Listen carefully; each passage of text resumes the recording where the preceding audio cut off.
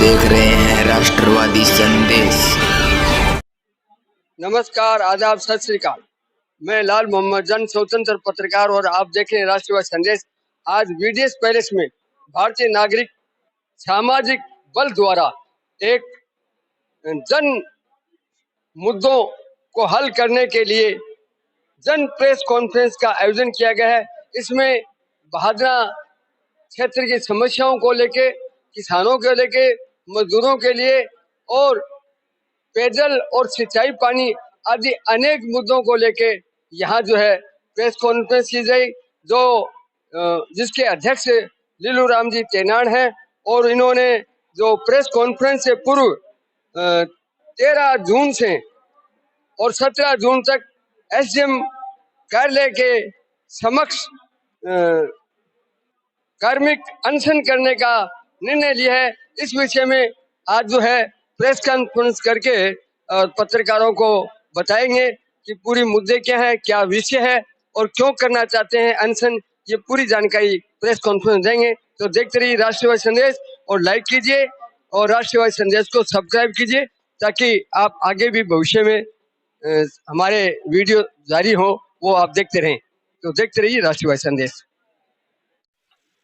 जन मुद्दों को लेकर के और उनको हल करने के लिए जन प्रेस कॉन्फ्रेंस का आज आयोजन किया है।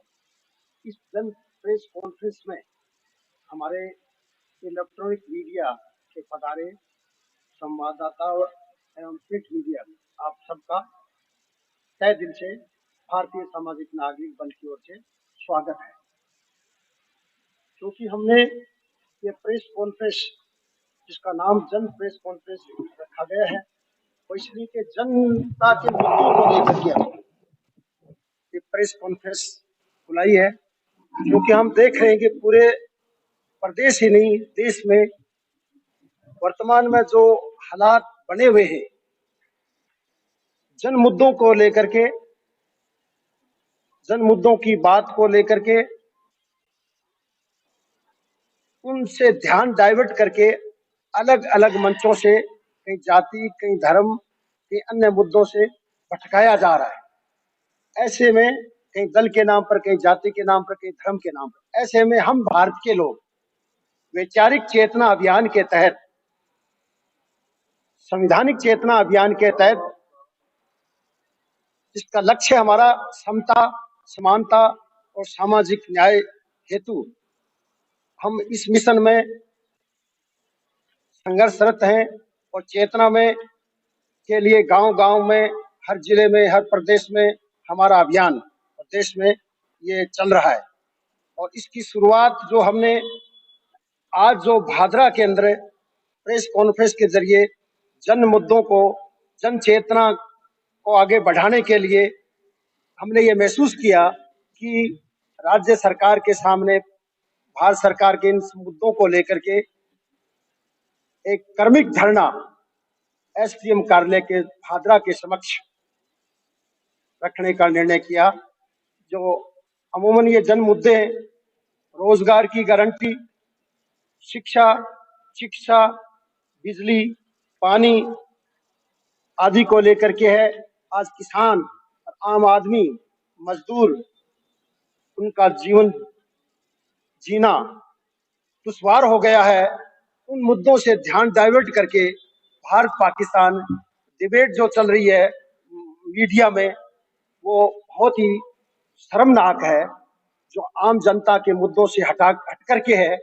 ऐसे में हम भारत के लोग, क्योंकि हम भारत के लोग, संवैधानिक चेतना के तहत पहला शब्द, पहला वाक्य आता है, हम भारत के लोग, हम भारत के नागरिक। हम भारत के नागरिकों को, चाहे मजदूर हो, चाहे किसान हो, चाहे कर्मचारी हो, वेतन भोगी हो, संविदा कर्मी हो, आंगनबाड़ी हो, ये सब आज हाशिए में आ गए।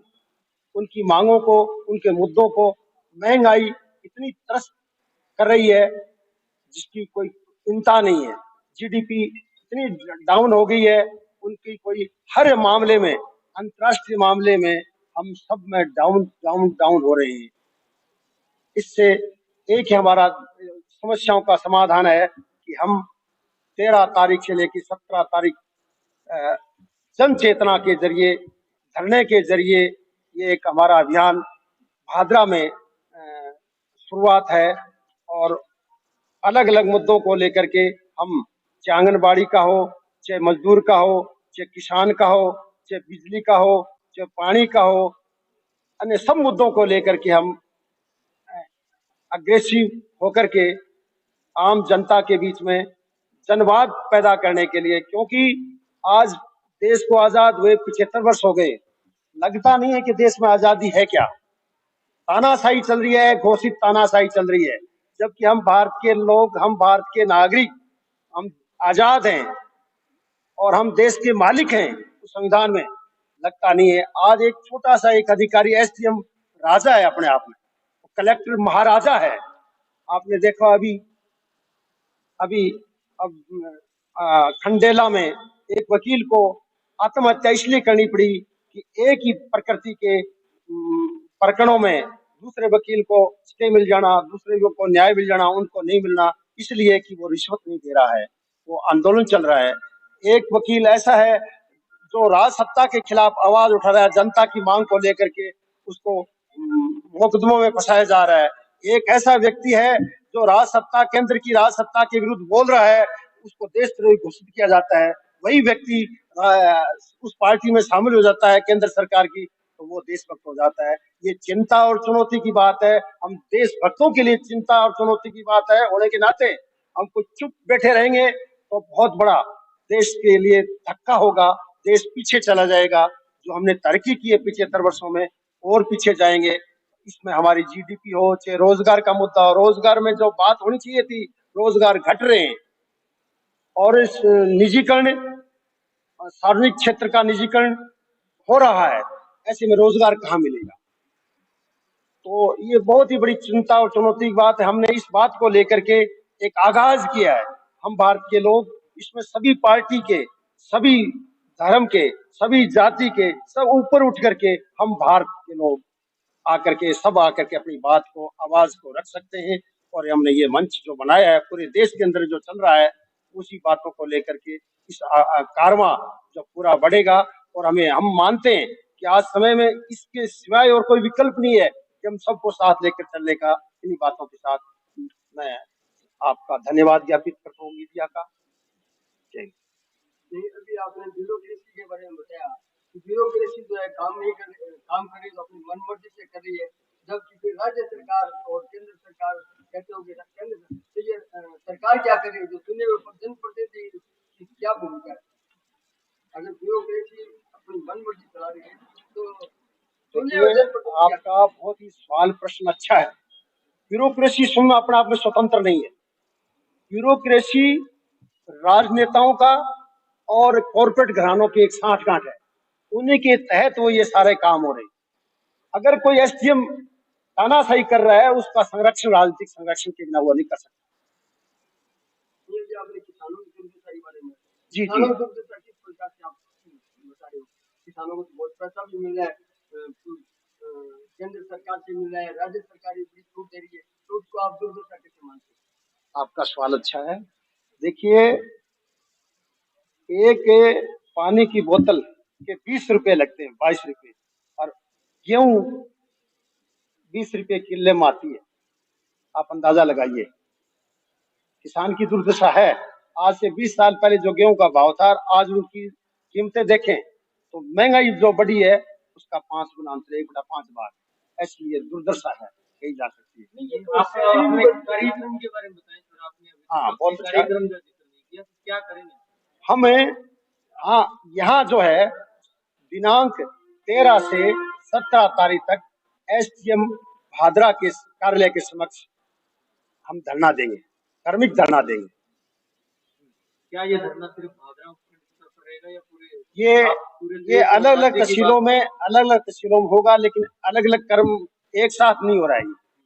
हम भादरा में कर रहे हैं, फिर बाद में तारानगर में होगा, मेरठ में हमारा कार्यक्रम 20 तारीख को है। इस तरह अलग अलग राज्यों में अलग अलग तारीखों के हिसाब से। मतलब ये जो विचारित चेतना मंच का आपने एक प्रकार से गठन किया है, ये पूरे देशव्यापी आंदोलन का तय करेगा या किसी राज्य, पूरे देश का, पूरे देश जिसमें आप भी शामिल हैं। तो इसमें कोई राजनीतिक पार्टी या आप कोई राजनीतिक चुनाव लड़ने की सुधार की योजना बना रही है या फिर धरने प्रदर्शन करती है। देखिए, आपका सवाल बहुत अच्छा है।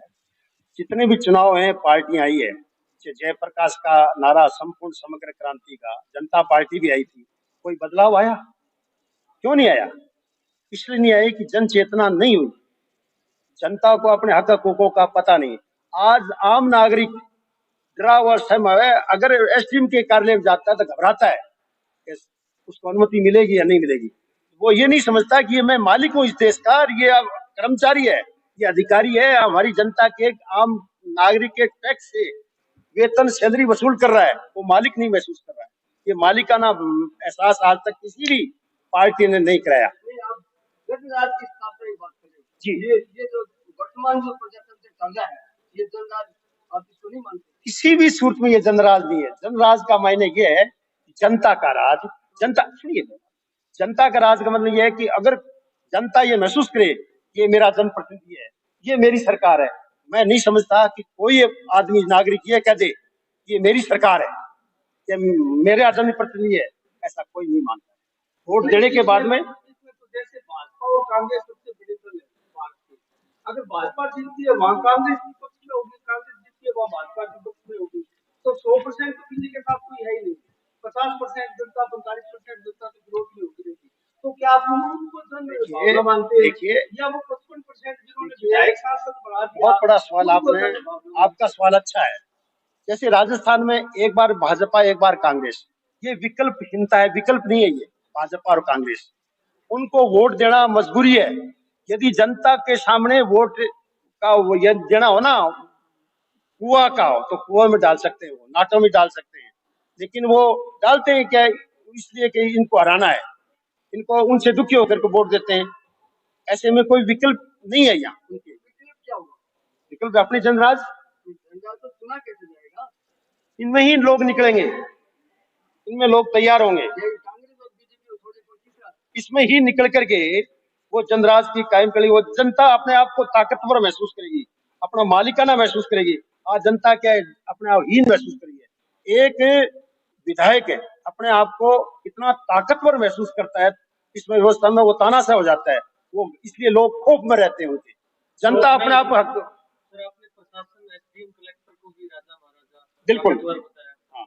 और जनप्रतिनिधि को भी आप ताकतवर बता रहे हैं। अब क्यों बताया मैंने तो कुछ? फिर आपका क्या व्यवस्थापिका, कार्यपालिका, न्यायपालिका, इन तीनों चीजों में से कोई ताकतवर नहीं रहना चाहिए? सुनिए सुनिए, आपको क्या लगता है? ताकतवर हो, लेकिन वो क्या है, आम जनता ताकतवर नहीं है। वो उनकी उनकी तरफ देख रही है, ऐसा है होकर। वजह क्या है, क्यों देख रही है? कि वो जनता में चेतना नहीं है, वो अपने हकों से वाकिफ नहीं है, वो अपनी ताकत को महसूस करे। आप देखिए, एक कर्मचारी की तो जवाबदेही है, लेकिन जनप्रतिनिधि कोई जवाबदेही नहीं है। मैं समझता हूँ, और दूसरे साथियों को भी आप मौका दीजिए। सालों के मामले इस देश में देखा जा रहा है कि 15-20 सालों में जैसे कांग्रेस पूरे देश में हाशिए पर जा रही है और भाजपा उभर कर आई है, तो इस देश में जब जब लोकसभा के चुनाव आते हैं तो लोकसभा चुनाव से पहले तीसरे दल के गठन की कवायद पूरे देश में शुरू हो जाती है। क्या ये वही कवायद है? ये देखिए, ये विषय हमारी वैचारिक चेतना अभियान से कोई संबंध नहीं रखता है। ये राजनीतिक विषय है, कौन तीसरा गठन करता है कौन नहीं करता है, ये कोई मायने नहीं रखती है। ये तो हमेशा ही होता आया है और उनका कोई अर्थ नहीं है। वो एक असंतुष्टों का है, वही ढाके तीन पात रहते हैं। हाँ, बहुत बढ़िया। आप फिर मुद्दों, राजनीतिक मुद्दे के बजाय जो मुद्दे हैं जनता के हितों के, वो मुद्दों पर आप और बिठाओ आगे। अभी ये लेट है, आंगनबाड़ी करेगा। हाँ जी, आप मुद्दों के अभी आपने कहा कि क्षेत्र में लिंक रोड और जो सड़कें हैं उनकी जीर्ण हालत है, खराब है, तो इसमें आप क्या भूमिका है?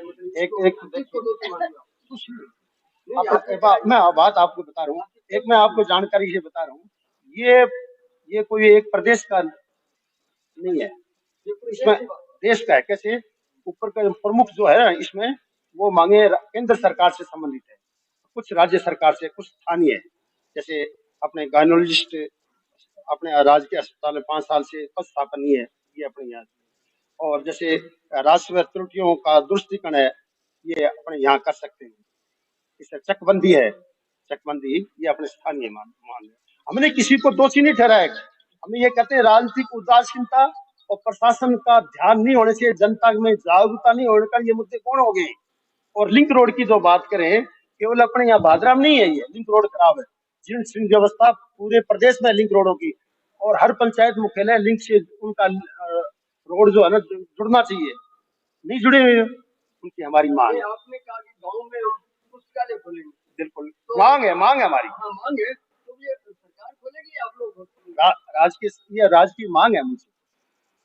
आज सबसे पहले शैक्षिक मुद्दा देखिए, जितने भी विश्व के अंदर विकसित देश हैं वो शिक्षा का बजट बहुत ज्यादा है, उनका बहुत ज्यादा बजट है, और वही शिक्षा पर ज्यादा महत्व देते हैं। लाइब्रेरी और शिक्षा में बजट होने के कारण लोगों में शैक्षिक उन्नयन होता है, शैक्षिक गुणवत्ता बढ़ती है। में पुस्तकालय है, और महाराजा का सबसे पुराना पुस्तकालय है, और ये आजादी से पहले का है, और आज उसकी दुर्दशा है, उस पर कभी आपने गौर किया?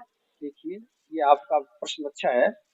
हमने ये मांग की, केवल भादरा का विषय नहीं है, सुनिए बात है, वो इसलिए स्वायत्तशासी है, सरकार द्वारा इतना उनमें उनकी उपेक्षा की गई है, सरकार ने उसकी जिम्मेदारी नहीं ली। किताबें बंद हुए, अलमारियां पड़ी है वर्षों से। हाँ। और इतनी महत्वपूर्ण पुस्तकें हैं, और ऐतिहासिक पुस्तकें हैं, जिसको आज तक किसी को पढ़ने को नहीं, वो तो ये बात है, कुछ नहीं आता। वो बात ऐसी है। देखिए, अब सरकार जाग रही है, थोड़े लोगों में जागृति है इस लाइब्रेरी के मामले में। जैसे अन्य राज्य सरकार जो है ना, पंचायत मुख्यालयों पर लाइब्रेरी खोल रही है। अपनी मांग है कि हर गांव में लाइब्रेरी खुले, ये बहुत बड़ा अहम मुद्दा है। आपके वैचारिक मंच की ओर से आपने कोई विचार किया होगा, इसमें जिन व्यवस्थाओं को आप उठा रहे हैं, जो व्यवस्थाएं आप बता रहे हैं, ये आपने प्रेस नोट भी तैयार किया है, उनके लिए राज्य सरकार या फिर केंद्र सरकार या कौन सी पार्टी दोषी है? आप किसको दोषी? देखिए, ये सारा सिस्टम, पूरे टोटल सिस्टम में किसी पार्टी को दोष नहीं दे सकते। पार्टी की अगर आप बात घराई बादेश में थोड़ा सा आप अगर देखेंगे, भाखड़ा परियोजना है, एक ही परियोजना है, किसान उसके रकम, जैसे हनुमानगढ़ का क्षेत्र का किसान है, करनी सहजीपुर सारगुल ब्रांच, और यहाँ अमर सिंह फीडर, ये नौर फीडर, और ये सिद्धमो कैनाल, इनका एक ही है, लेकिन वहां अपने से कम रकबा होते हुए भी 1200 क्यूसेक पानी मिलता है, और यहाँ उनसे ज्यादा रकबा होते हुए 600 और 700 से कभी क्यूसेक पानी नहीं आया। ये जन चेतना का विषय है, और वो अगर जनता में ये चेतना आएगी तो हमारा जनप्रतिनिधि इस बात के लिए मजबूर होगा। अभी तक जन चेतना के अभाव के कारण जनप्रतिनिधि वही काम करते हैं जो जनता की जितनी चेतना होती है उसी के अंदर उनको खुश करने के लिए करते हैं।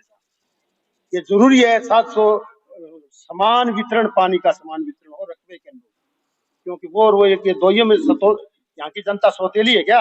एक ही रकबा है, एक ही भाखड़ा परियोजना है, अमर ब्रांच, नौर फीडर और सिद्धमो कैनाल। ये जन चेतना का अभाव है, और लोगों में जब अपने चेतना होगी हमारा हक लेंगे रहेंगे, आप हमारे लड़िए, चकबंदी नहीं हुई, ये जनता की चेतना का दबाव डालेंगे कि आप करो ऐसा, तो वो करेंगे हमारे जनप्रतिनिधि।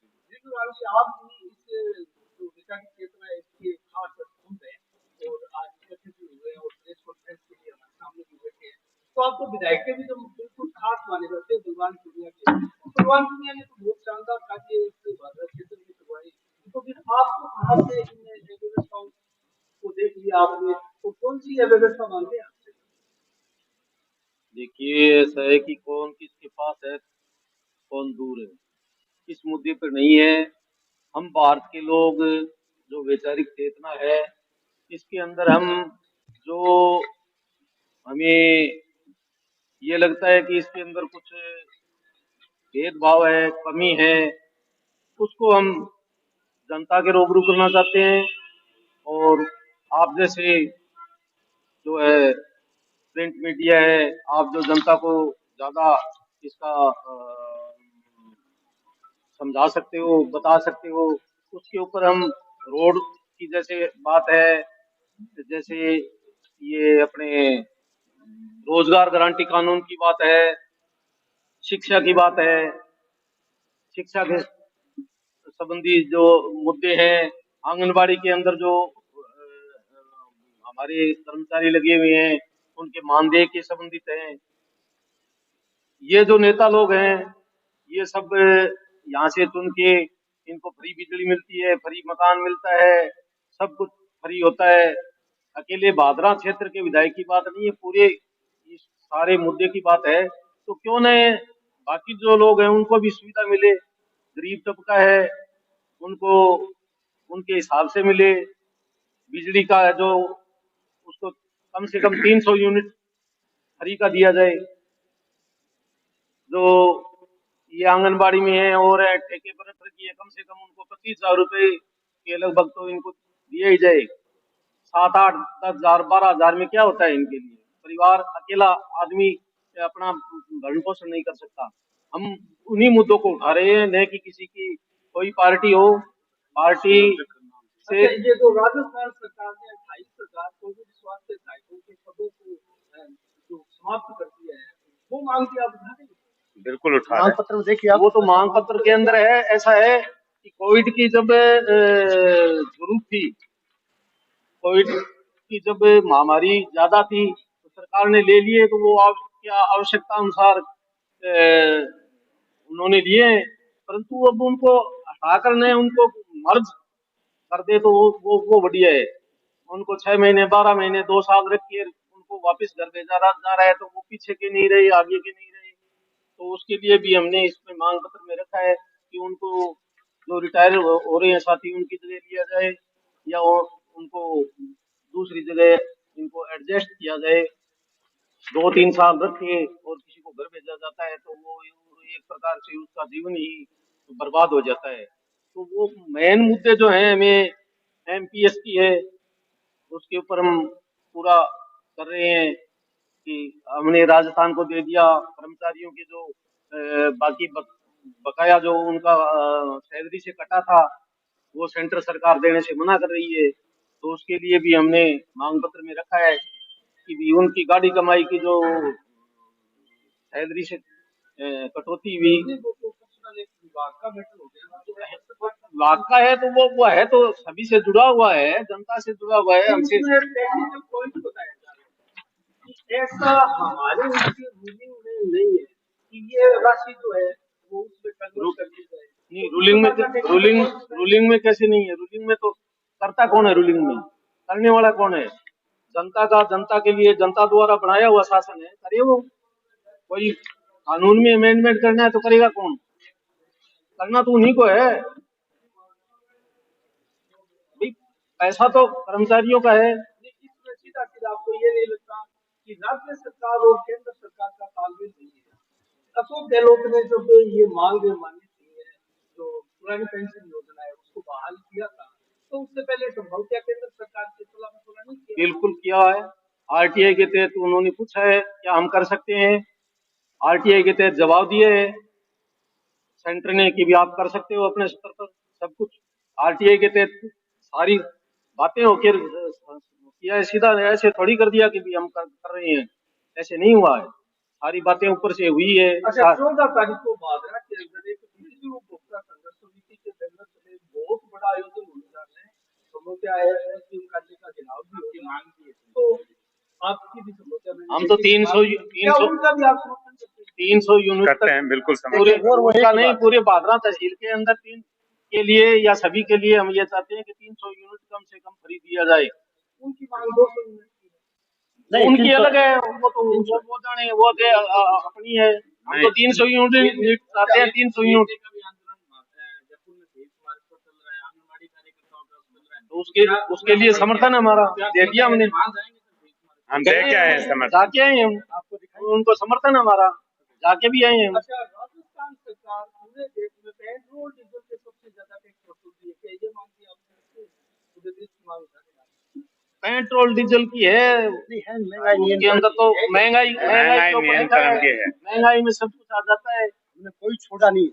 इसी मुद्दे पर कि महंगाई में आ गया तो पेट्रोल डीजल कौन सा पीछे रह गया? ये सभी आ गए। महंगाई पर नियंत्रण, चाहे सेंटर हो चाहे स्टेट हो, जो किसान इतनी मतलब दिन रात अपने खून पसीने की रात को वो पानी लगाता है खेत के अंदर, तो सबको पता चलता है कि कैसे लगाया जाता है। सर्दी के मौसम होता है, पैर ठिठुर जाते हैं, केंद्र सरकार और उसकी उपज का क्या मिलता है किसान को? केंद्र सरकार ने 2 दिन पहले 17 फसलों की क्या उसके लिए केंद्र सरकार का आप धन्यवाद भी करेंगे?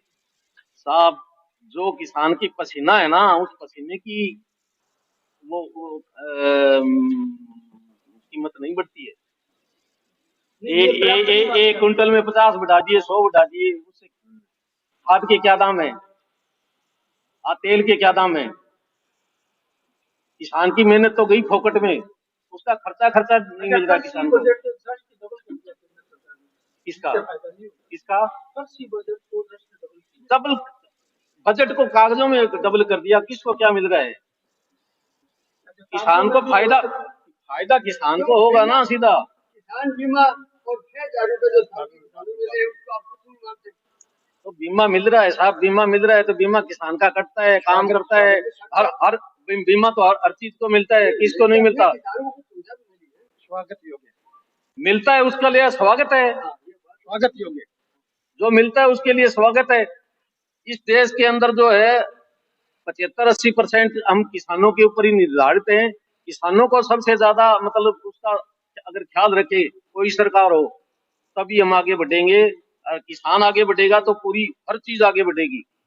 और किसान को हम पीछे धकेलेंगे तो हम सारे पीछे जाते रहेंगे। राममूर्ति जी, आप बताएं कि इस जो आपका धरना होगा ये 13 तारीख से करनी फंक्शन, कौन कौन से विभाग आपके साथ रहेंगे? क्योंकि सरकारी कर्मचारी, आप खुद भी सरकारी शिक्षक है, ऐसे में राज्य सरकार के खिलाफ भी आप मांग उठा रहे हैं, केंद्र सरकार के खिलाफ भी कुछ मांगे हैं। कौन कौन से विभाग आपके साथ सम्मिलित होंगे? क्या कुछ आपका पूरा जो कार्यक्रम रहेगा, कितने दिन का रहेगा, कितने लोग संभावित उपस्थित रहेंगे, क्या पूरी प्रक्रिया रहेगी आपकी? इस जन कॉन्फ्रेंस के अंदर आपका स्वागत है। इलेक्ट्रॉनिक मीडिया का और महान क्रांतिकारी का आज जन्म दिवस भी है, उनको मैं नमन करते हुए उनकी जो बात है उसे अपनी बात को मैं शुरू करना चाहूंगा। उन्होंने कहा, मातृभूमि तथा उसकी दीन संतति के लिए नए उत्साह और ओज के साथ काम करने के लिए शीघ्र ही फिर लौट करके आएगी मेरी आत्मा। उनकी ये भावना थी, किसी को घृणा और उपेक्षा की दृष्टि से न देखा जाए इस देश के अंदर नागरिकों को, ये उनका मानना था। किंतु सबके साथ करुणा सहित प्रेम भाव का बर्ताव किया जाए, ये राम प्रसाद बिस्मिल जिनका जन्म आज के दिन हुआ था, उन क्रांतिकारी की बात को लेकर के मैं यहाँ पे जो अपनी बात को रखूंगा। क्योंकि हम भारत के लोग वैचारिक चेतना अभियान नागरिक सामाजिक बल जो है, उनके कार्यकर्ताओं ने, जो यहाँ के ब्लॉक अध्यक्ष लीलू राम जी तैनान और प्रदेश अध्यक्ष जगदीश सिंह ढाका ने, जो हमारे कर्मचारी संगठन है, चाहे वो आंगनबाड़ी के रहे हो, शिक्षक संघ प्रगतिशील रहा हो, चाहे संयुक्त कर्मचारी महासंघ रहा हो, इन्होंने जो है हमें प्रेस कॉन्फ्रेंस में आने के लिए इनवाइट किया और कहा कि हम कर्मचारियों की मांग को लेकर के, क्या कर्मचारी हम भारत के लोगों का हिस्सा नहीं है? क्या किसान हम भारत के लोगों का हिस्सा नहीं है? क्या मजदूर हम भारत के लोगों का हिस्सा नहीं है? तो ये राजनीतिक विरोध की बात नहीं है। और मैं उस बात को इनकी तहे दिल से आभार व्यक्त करना चाहूंगा कि इन्होंने स्पष्ट कहा कि हमारा कोई विरोध नहीं है, ना तो हमारा कोई केंद्र सरकार का विरोध है, ना कोई हमारा राज्य सरकार का विरोध है। हमारी बात एक सांकेतिक धरने के रूप में जन मुद्दों की बात को व्यवस्था तक पहुंचे कैसे, इस बात के लिए 13 तारीख से लेकर के जो 17 तारीख का 5 दिवसीय धरना होगा, जिसमें कर्मचारी भी एक दिन शामिल होंगे, जिसके अंदर आंगनबाड़ी कार्यकर्ता भी शामिल होंगे, संविदा कर्मी भी शामिल होंगे, मजदूर किसान भी अपनी जो मांगे, इस मांग पत्र को जो आपको दिया गया है उसके अनुसार शामिल होंगे। तो मैं आपकी इस बात से कतई इत्तेफाक नहीं रखता कि जो सारे लोग कोई सरकार का विरोध कर रहे हैं, ये कोई विरोध की बात नहीं है। क्योंकि वैचारिक चेतना अभियान जन चेतना का एक कार्यक्रम है और जन चेतना के लिए सरकार तक जो धरातल पे जो बात है, जो वातावरण है, वो सरकार तक कैसे पहुंचे, उसको पहुंचाने के लिए सांकेतिक धरना है ये, कि ये जनता की आज की वास्तविकता है, ये आज की जनता की जरूरत है, ये किसानों की जरूरत है, ये कर्मचारियों की जरूरत है, ये आम आदमी की जरूरत है। वो जरूरत व्यवस्था तक कैसे पहुंचे, उसके लिए एक सिस्टम है, एक धरने का जो कार्यक्रम किया गया है, न कि कोई विरोध का कार्यक्रम। चलिए, आपका सांकेतिक धरना है, धरने प्रदर्शन हालांकि लोकतंत्र का हिस्सा है, लेकिन सांकेतिक धरना प्रदर्शन से तो कहाँ बात बनने वाली है। इस देश में किसान आंदोलन में 700 शहादतें हो गई, फिर प्रधानमंत्री आकर किसान कृषि बिल वापस लेते हैं। ऐसे में आपको लगता नहीं आपको आंदोलन ज्यादा और तेज गति से करने की आवश्यकता होगी? आगे की क्या प्लानिंग रहेगी आपकी? आंदोलन की अपनी भूमिका है। मैं स्पष्ट तौर पे इस बात को, जो वैचारिक चेतना अभियान से जुड़े हुए हैं, इस अभियान का कोई भी दुनिया के अंदर क्रांति और परिवर्तन तब तक सफल नहीं होगा जब तक उसके लिए एनवायरनमेंट ना हो। और एनवायरमेंट के लिए जो हमारा जन चेतना का जो कार्यक्रम है, लोगों में चेतना कैसे आए और ये सांकेतिक धरने का इतना बड़ा मैसेज जाएगा, लोगों के अंदर ये चेतना आएगी। जैसे भाखड़ा के रेगुलेशन की बात, क्योंकि किसानों की मांग है, वो कोई किसान भी अपने हिस्से जुड़े हुए हिस्सा है, हम भारत के लोगों का हिस्सा है कि जब भाखड़ा का जो पूरा एरिया सिंचित परियोजना बनी थी, कि इतना टोटल रकबा जो भाखड़ा का सिंचित होगा, उसके अनुपात में प्रति हेक्टेयर अनुपात में क्या बारेबंदी की गई है क्या? इस बात पे चिंतन करने की आवश्यकता है। पंजाब कितना शेयर होगा, वाया हरियाणा कितना शेयर होगा, इस बात पे उलझा करके जनता ने असली लड़ाई लड़ी। लोगों में चेतना ही नहीं है, इस बात का अभी तक ये पता नहीं है कि किस प्रकार से जो उसे रकबे के अनुपात में जो हमारा शेयर होना चाहिए।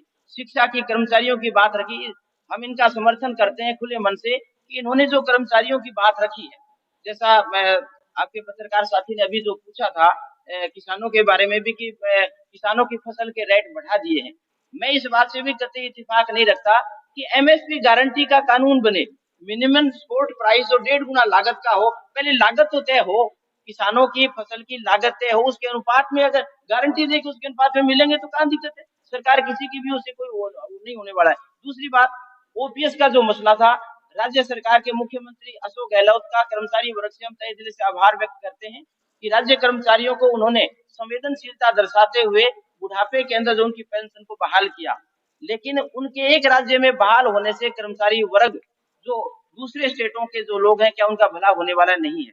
तो हमारी मांग तब तक जारी रहेगी, हम भारत के लोगों की पूरे देश के अंदर, कि केंद्र सरकार केंद्रीय कर्मचारियों को भी इसी तर्ज पर जो है ओपीएस उनकी बहाल करे।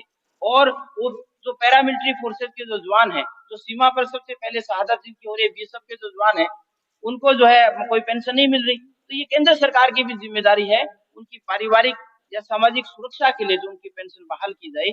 तो ये भी हमारी मांग है। दूसरी बात, कर्मचारियों की बार बार जो शिक्षक संगठन प्रगतिशील और कर्मचारी संयुक्त महासंघ इस बात को बार बार उठाता रहा है कि कर्मचारियों के लिए निश्चित ट्रांसफर पॉलिसी बने, और उस ट्रांसफर पॉलिसी नीतिगत जो है ट्रांसफर सभी के होने चाहिए। और वो मांग भी जो है भारतीय नागरिक सामाजिक बल ने अपने मांग में लिया है, और हम इनका धन्यवाद करते हैं संगठन का, इन्होंने कर्मचारियों की मांग को भी साथ में लिया है कि नीतिगत ये काम होने चाहिए, ओपीएस की बहाली की जो बात होनी चाहिए। और जो जन साहब ने एक सवाल किया था, मैं उन्हीं बात को रिलेट करते हुए अपनी बात को रखूंगा कि यहाँ पे एक सार्वजनिक पुस्तकालय है, उसकी अनदेखी हो रही है, बहुत गलत है, हम उस बात की निंदा करते हैं। और भारतीय नागरिक सामाजिक बल का ये प्रयास रहेगा कि हम अपने प्रयासों से उसके दुरुस्तीकरण के लिए भी आवाज उठाएंगे, क्योंकि जब हम इस बात की मांग को कर रहे हैं कि प्रत्येक गांव के अंदर शैक्षिक उन्नयन के लिए, चेतना के लिए, जब हम मांग कर रहे हैं कि सरकारी तौर पे एक ऐसा पुस्तकालय हो जहाँ पे बच्चों को पढ़ने के लिए सुविधा हो, ताकि लोगों में चेतना फैले, तो हम इसके लिए भी संघर्ष करेंगे। दूसरी बात, आपने पूछा कि किन किन एजेंडों को लेकर के, जो हमारी मांग पत्र का सीधा सा क्लियर कट एजेंडा है। कौशिक जी ने एक सवाल उठाया था कि तीसरे फ्रंट के रूप में, मैं तमाम बातों को जो मैंने इनकी सुनी थी राजनीतिक फ्रंट के रूप में, भारतीय नागरिक सामाजिक बल का किसी भी राजनीतिक संगठन से कोई संबंध नहीं है।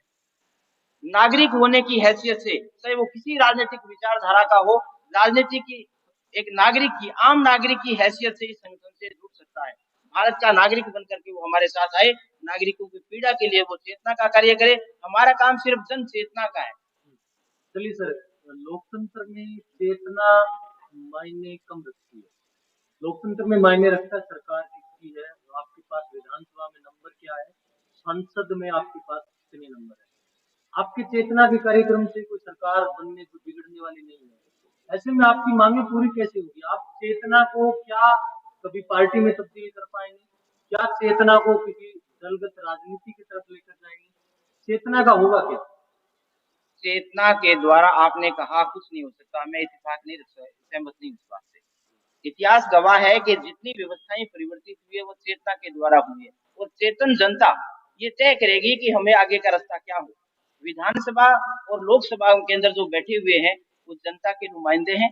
जनता ने जो उनको चुन करके अपने प्रतिनिधि के तौर पे वहां पे भेजा है, चाहे उनकी विचारधारा के साथ सहमति रही हो या और कोई कारण, धार्मिक कारण उनके साथ जुड़ने के रहे हो, चाहे जातीय कारण उनके साथ जुड़ने के रहे हो, तो हम भारत के लोग ये चाहते हैं कि जाति, धर्म और व्यक्तिगत रिलेशनशिप को छोड़ करके, आदमी अच्छा इस बात को छोड़ करके एक जन विचारधारा के साथ, और वो चेतन जनता तय करेगी, चेतना अपने आप तय करेगी, और चेतन जनता से विकल्प अपने आप उभरेगा।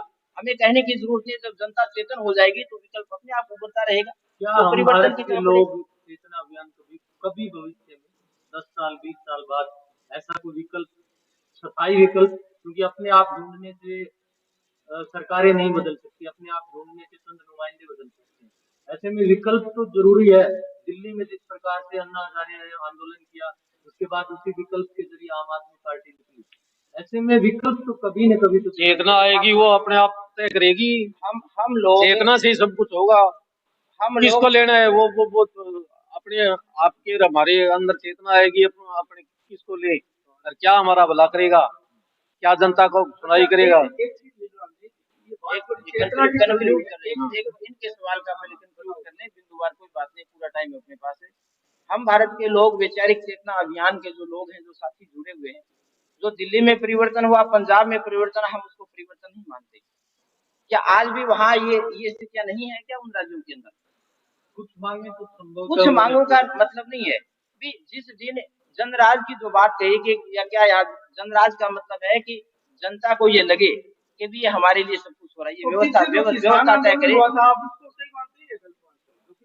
किसान आंदोलन का हम समर्थन करते हैं।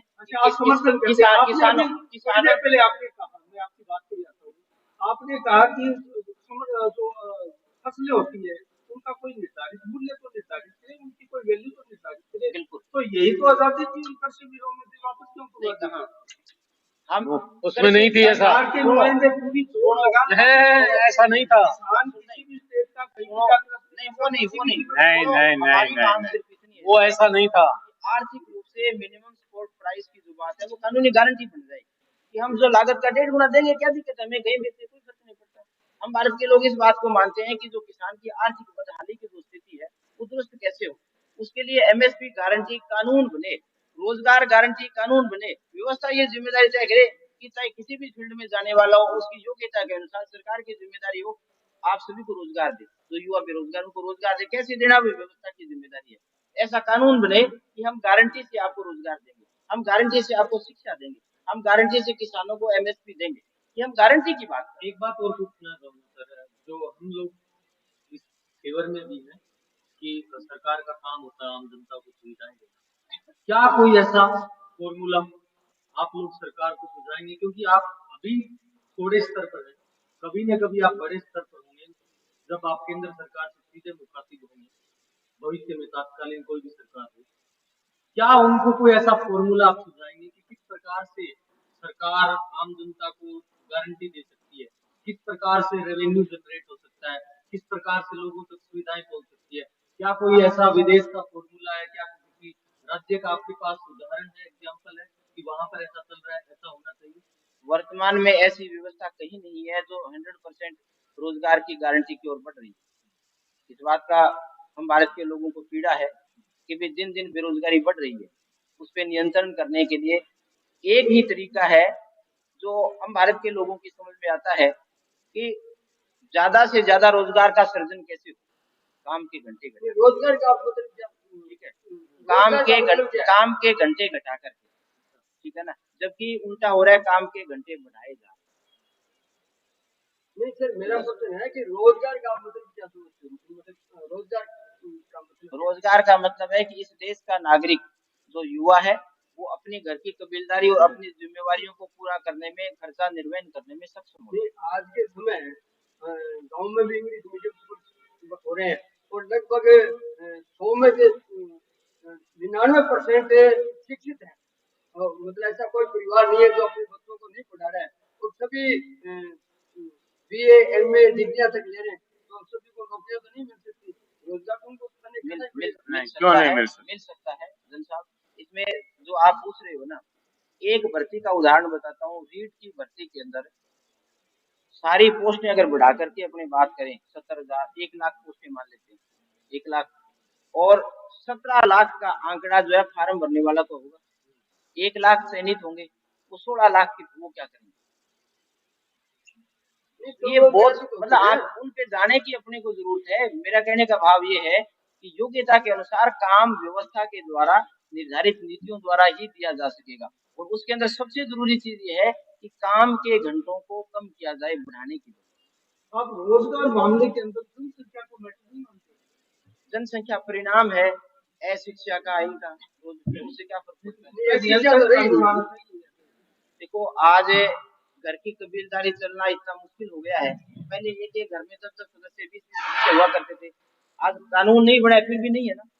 इसका मतलब हम चेतन हो गए उसके प्रति भी, कबीलदारी नहीं संभाल वो नहीं है। पहले तो लोगों के पास लाखों रुपए नहीं होते थे। एक ग्रोथ रेट जनसंख्या की पिछले दशक की 16वीं दशक में नियंत्रित हुई है, अपने आप नियंत्रित। चलिए आप आम जन को क्या संदेश देना चाहेंगे? आम जन को ये संदेश देना चाहेंगे कि हम भारत के लोग वैचारिक चेतना जो अभियान है इसके अंदर एक नागरिक की हैसियत से और अपनी चेतना को शामिल करते हुए देश की, राष्ट्र की, समाज की बेहतरी के लिए आप लोग जो है काम कीजिए। जहां आपको ये लगे कि ये जनहित की बात नहीं है, ये समाज हित की बात नहीं है, ये राष्ट्र हित की बात नहीं है, उसमें आपका ये दायित्व है कि हम उनको चेतन होने के नाते उनको टोकें। और जहां सही है व्यवस्था के द्वारा राजनीतिक हितों से ऊपर उठ करके धार्मिक उन्माद को समाप्त करते हुए आपसी भाईचारा कायम करते हुए उसका हम समर्थन करें। जो सही है उसका हम क्या मैसेज देना चाहेंगे? क्योंकि अब 7-8 हज़ार रुपये दे रहे हैं, इसमें क्या होता है? बच्चों को पाल पर थोड़ी होता है। काम तो देखो फिर आज कोई फोन कर देते ये भेजो वो भेजो। शुभ नाम सुमित्रा। सुमित्रा हाँ तो किस पोस्ट पे? कार्यकर्ता मुरादाबाद। आपकी मांग है कि आंगनबाड़ी को जो महिला चाहिए उनको स्थायी किया जाए। इसके लिए आप क्या करें? आंदोलन वगैरह आंदोलन किया था, ज्ञापन भी दिया था, कुछ वो भी नहीं करी है सरकार। देखो 7-8 हज़ार रुपये दे रही है, काम इतना करा रही है, अन्य भी काम होता है पंचायतों में तो हमारा काम विधायक से आज नहीं मिलेगा। नहीं, विधायक से नहीं मिलेगा। अभी नहीं मिले विधायक से, और ऐसे मैडम उनको ज्ञापन दिया, पीछे भी दिया, अभी मुख्यमंत्री के नाम ज्ञापन दिया था। हाँ ये मामला मुख्यमंत्री राजस्थान सरकार का है। दीजिए आप प्रदेश मैं राजस्थान शिक्षक संघ प्रदेश की शाखा हमारा हम भारत के लोग वैचारिक मंच के द्वारा हमारे इस मांग पत्र में एक दो मांग तो कर्मचारियों की रखी है। मैं इसके बारे में बताना चाहता हूँ कि पूरे राजस्थान में लगातार जो हमारा संगठन है प्रगतिशील वो लड़ाई लड़ रहा है एक सभी कर्मचारियों के लिए स्थायी स्थानांतरण नीति, ताकि ये कार्य सरकार को लगातार पिछले कई दिनों से थर्ड ग्रेड के ट्रांसफर भी नहीं हुए, सेकंड ग्रेड के पिछले साल हुए थे लगातार ट्रांसफर प्रिंसिपलों से। तो हमारे जो दूर दराज बैठे हैं शिक्षक बंधु बहनें हैं, जो हमारी माताएं भी हैं, उनका ट्रांसफर भी अपने जिले में हो, अपनी तहसील में हो। बहुत से बच्चियां हैं, लड़कियां हैं, वो बाड़मेर है, जैसलमेर है, वहाँ दूर दराज क्षेत्रों में। तो मैं आपके इस मंच के माध्यम से कहना चाहता हूँ सरकार से कि एक बढ़िया सी स्थानांतरण नीति बनाई जाए ताकि आम शिक्षक को उसमें राहत मिले और वो अपना कार्य अपने जो स्टेशन पर बढ़िया तरीके से कर सके। सरकार से यही है हमारा निवेदन है। दूसरी ये कि जैसे केंद्र सरकार ने जो पुरानी पेंशन लागू नहीं है वो बंद हो गई है, सेना भी है, इस तरीके से ये जो स्कीम हमारे राजस्थान सरकार की गवर्नमेंट ने हमारे जनप्रिय मुख्यमंत्री श्री अशोक गहलोत ने पुरानी पेंशन लागू की है, उसके लिए हम उस संगठन की तरफ बहुत बहुत स्वागत करते हैं और हमें केंद्र से मांग करते हैं कि वो अपने कर्मचारियों को पुरानी पेंशन लागू करें। और दूसरी ये जो हमारे स्कूलों में जो रोटी बनाने वाले कुकम हेल्पर है उनका मानदेय बहुत ही कम है, लगभग 1480 रुपये। तो मैं राज्य सरकार और केंद्र सरकार से मांग करता हूँ कि इनका वर्तमान परिस्थितियों को देखते हुए, महंगाई को देखते हुए तो अच्छे उनके वेतन बढ़ाए जाए, यानी ज़्यादा किया जाए ताकि आपका परिवार है अच्छी तरीके से चला सके। तो जो हमारा 5 दिन का जो धरना है तो मुख्यमंत्री के नाम है, प्रधानमंत्री के नाम है, जो ज्ञापन हम एसडीएम के द्वारा दिखाएंगे और हम मांग करेंगे आने वाले समय में भी हम इस तरीके के जन क्षेत्र में अभियान के तहत कार्य करते रहेंगे। तो आप लोग हमारे बहुत बहुत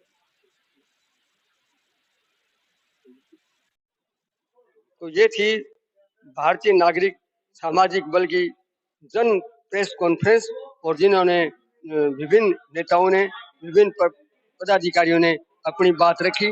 देखते रहिए राष्ट्रवादी संदेश, लाइक कीजिए, सब्सक्राइब कीजिए और ज़्यादा से ज़्यादा जो है शेयर कीजिए, ताकि ये बात सभी तक पहुँचे। तो अपने साथियों को, सभी को शेयर कीजिए और राष्ट्रवादी सब्सक्राइब कीजिए, ताकि आगे भी हमारे समाचार आप देखते रहें। मैं लाल मोहम्मद जन, स्वतंत्र पत्रकार, फिर आपसे मिलूंगा। जय हिंद, जय भारत।